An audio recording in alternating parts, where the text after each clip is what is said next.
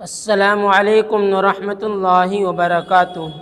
امید دوستو تمام حضرات خیر و عافیت سے ہوں گے۔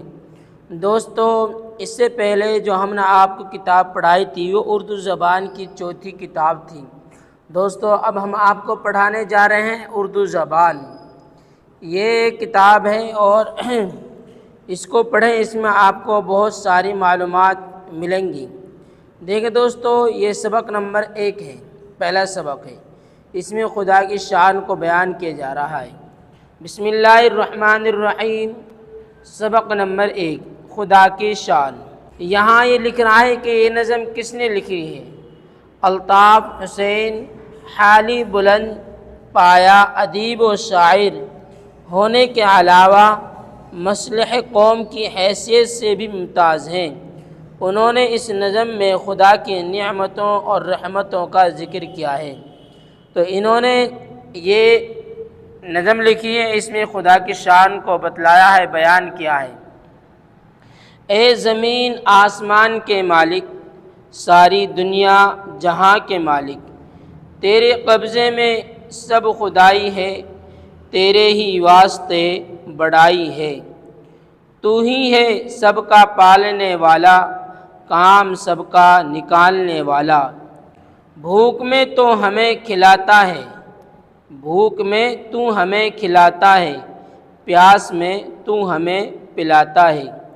آنکھ دی تو نے دیکھنے کے لیے، کام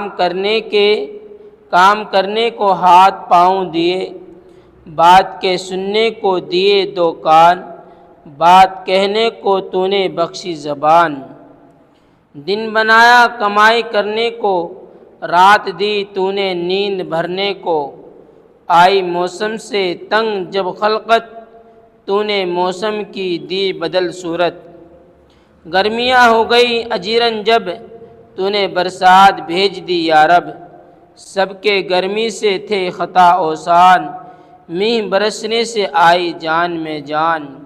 گئے جب میہ سے لوگ سب گھبرا، حکم سے تیرے چل پڑی پچھوا۔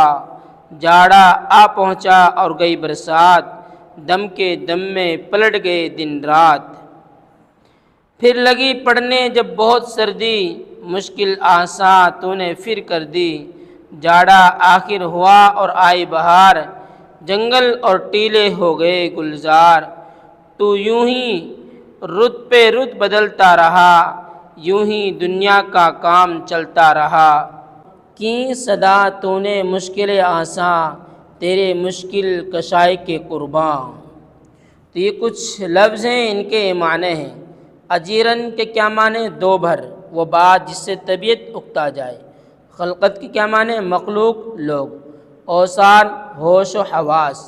مشکل کشائی، تکلیف دور کرنا۔ میہ، بارش۔